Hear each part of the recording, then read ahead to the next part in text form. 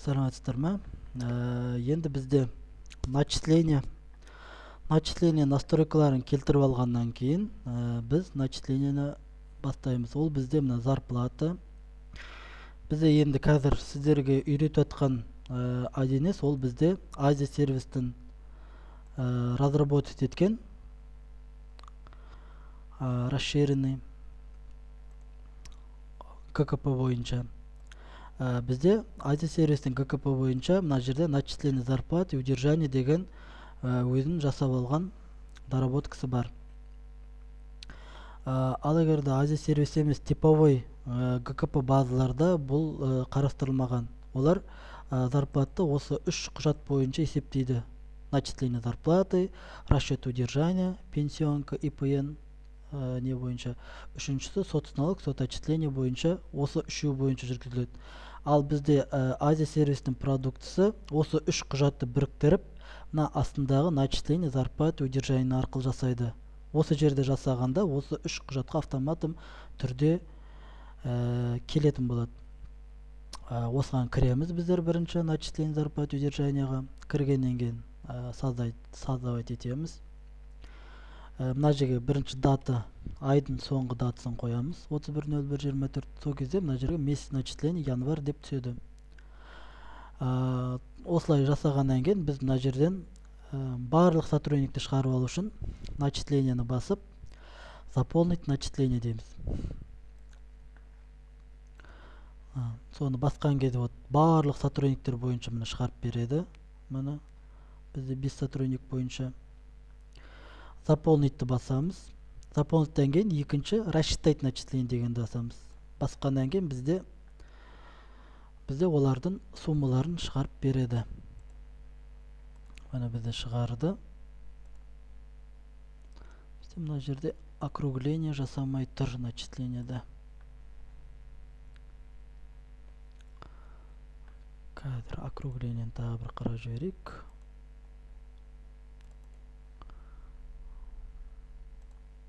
Мына жерде жаңа X-ті басу керек сияқты. Записать закрыть. Записать закрыть еттік. Қайттан заполнить етейік. Заполнить и рассчитать. Вот бізде округление берді. Жаңа тиындар нелер шығып тұрған еді. Вот бізде суммаларын бәрін есептеп берді. Енді жекелеп қарайтын болсақ, мына Айханова Шолпан. Мені басамыз. Бізде ол кісінің оклад по дням 131 мың теңге МБ бойынша. Және оклад по дням мені 39.399 теңге 30% РБСі мына жерде көрсетіліп тұр. 2-ге бөліп, бұда енді 2-де 6 поправочный коэффициент, соның 2-де 3 МБ бойынша, қалған 30% РБ бойынша есептелінеді. Соны 2-ге бөліп көрсетіп тұр. Мені 10% надбавка де тура жаңағыдай МБ РБ-ға бөлініп тұр. 16 мың теңгесі, мына жерде 4925 теңгесі РБ бойынша. Сосын мені 25%. Жаңа 30% жаңа бөлік за модернизация. Біз мында қалай келтіп алдық? Бізде Айханова Шолпан, мені воспитатель 2-де 6 стажы бойынша осындай. Оклад по дням 23-те 08 коэффициенті жаңағы РБ-дан төленеді. Жаңа 30% айтқан. Қалған 25%, несі пайызы 30% деп тұр.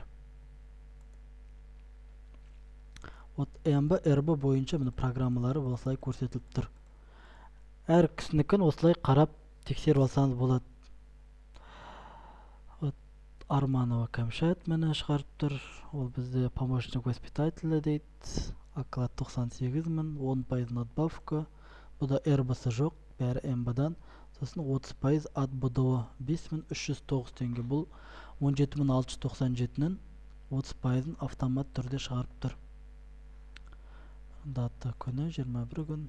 Жолдыбаева Сәния мені. Заведующий. Бұда тоже МБ РБ-сы бар екен. оклады 271 мың МБ РБ-сын қосқанда, оның 209 мыңы МБ-дан, қалған 62 мыңы РБ-дан бөліп тұр. 25% сельский, 10%, 30% надбавка РБ-дан бөлек. Осылай, Самиғолла Самиға міне. Бухгалтер ол бізде. Жуықтап 67-те 68-де болған, 25% сельский и 10% надбавка. Бәрі МБ-дан.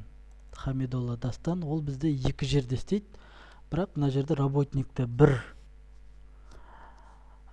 физлицо, сондықтан да бір рет шығып тұрады, бірақ ішінде екі должности бойынша көрсетеді. Сторож бойынша и және сантехник бойынша.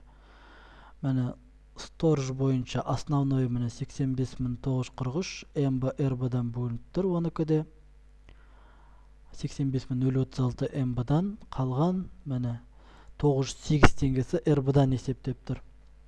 Разряд үшін. Соның 10% 8503 және соның РБ-сы 91 теңге көрсетіп тұр. Одан кейін міне 0,5 бізде сантехника 86.548, соның 0,5 міне автомат түрде 43 мың теңге шығарып тұр.